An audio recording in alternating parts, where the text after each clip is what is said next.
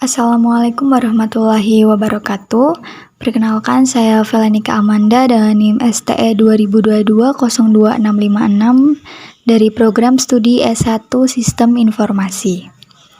Pada kesempatan kali ini, saya akan mempresentasikan hasil review paper sebagai tugas mata kuliah metodologi penelitian.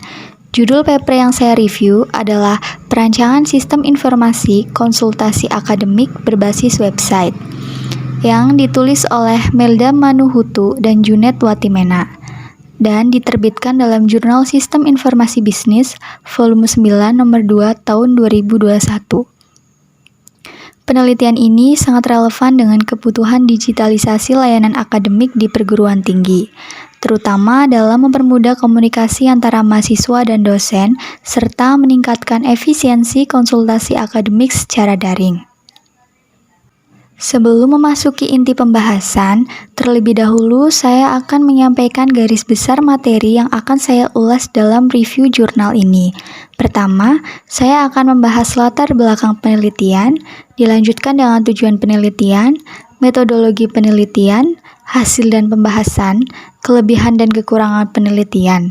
Setelah itu akan saya sampaikan kesimpulan dan saran, dan di akhir saya sertakan tautan jurnal. Selanjutnya, kita mulai dengan pembahasan pertama, yaitu latar belakang penelitian.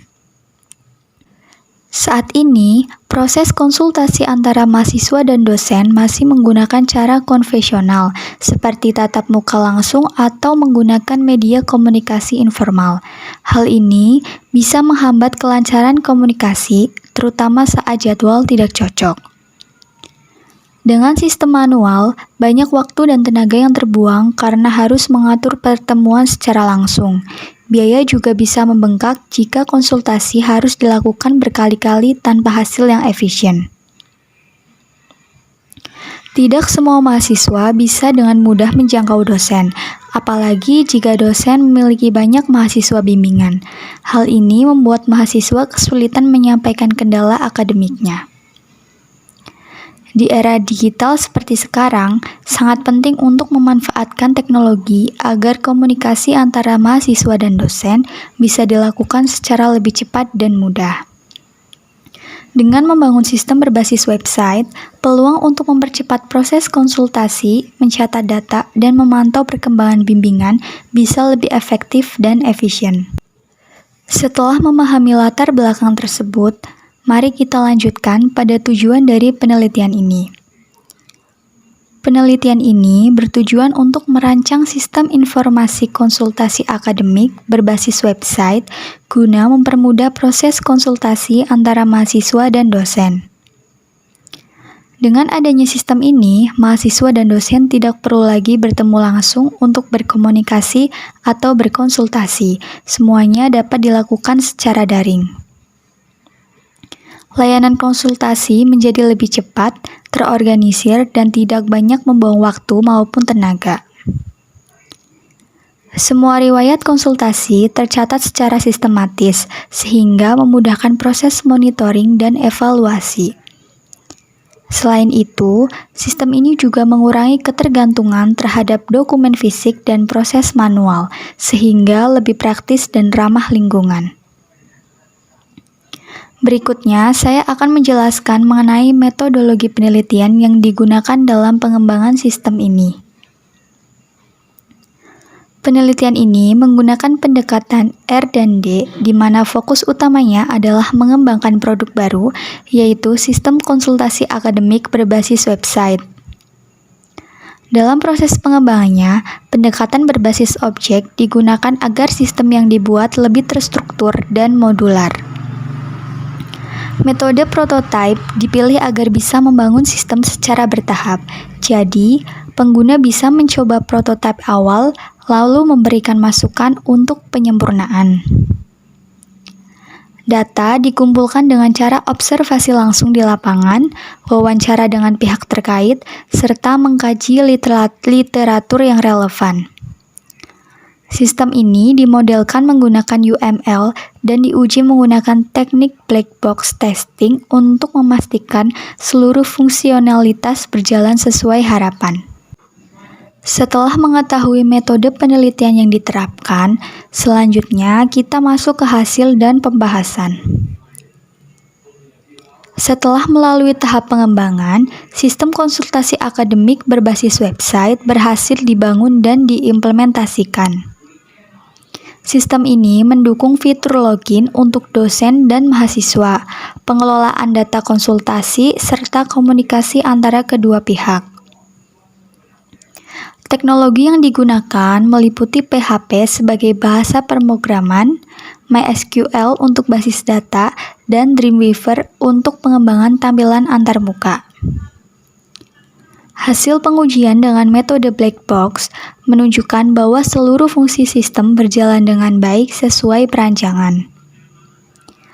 Dengan adanya sistem ini, proses konsultasi akademik menjadi lebih cepat, tertata, dan fleksibel tanpa bergantung pada jadwal tatap muka.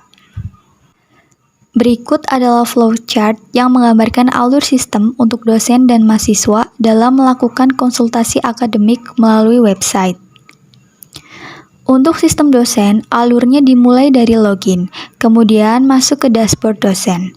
Di sana, dosen bisa melihat daftar mahasiswa bimbingan, memeriksa permintaan konsultasi, membaca pesan dari mahasiswa, serta memberikan tanggapan atau catatan hasil bimbingan. Semua proses tersebut tercatat otomatis dan dapat dipantau secara berkala.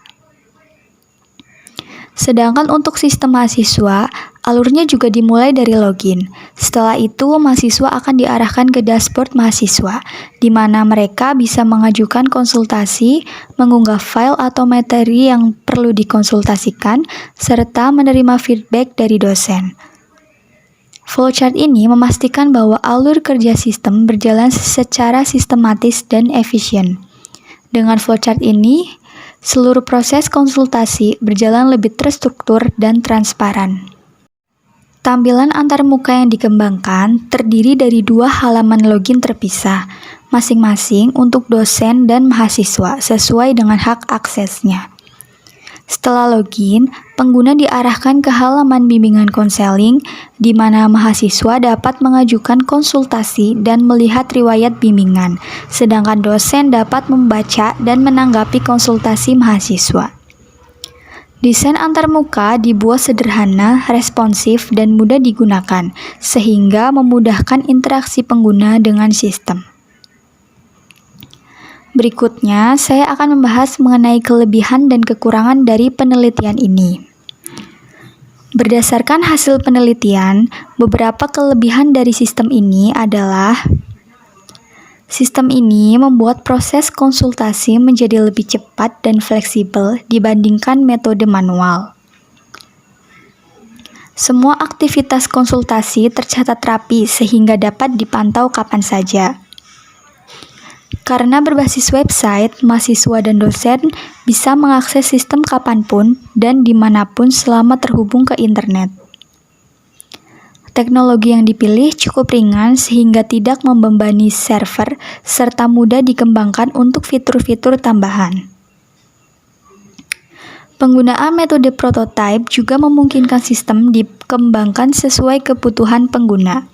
Namun, terdapat pula beberapa kekurangan, antara lain, fungsionalitas sistem masih terbatas pada fitur dasar konsultasi akademik.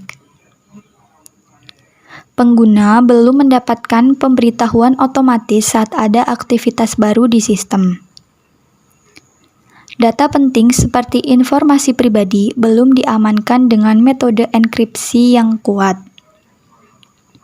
Saat diakses lewat smartphone, tampilannya masih kurang optimal. Sistem ini membutuhkan koneksi internet yang baik. Apabila jaringan lambat atau putus, maka akses akan terganggu. Setelah membahas kelebihan dan kekurangannya, mari kita lanjutkan ke kesimpulan dan saran.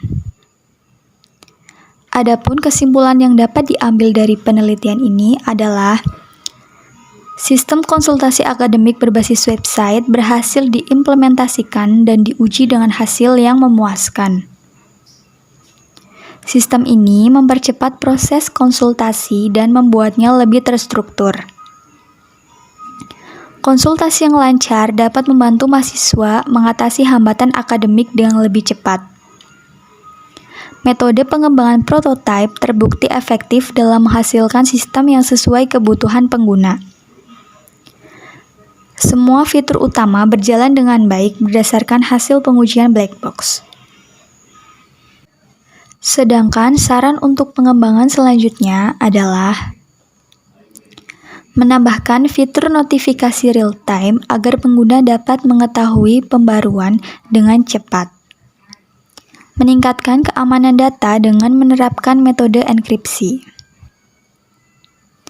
Mengembangkan tampilan sistem agar responsif untuk berbagai jenis perangkat, termasuk smartphone.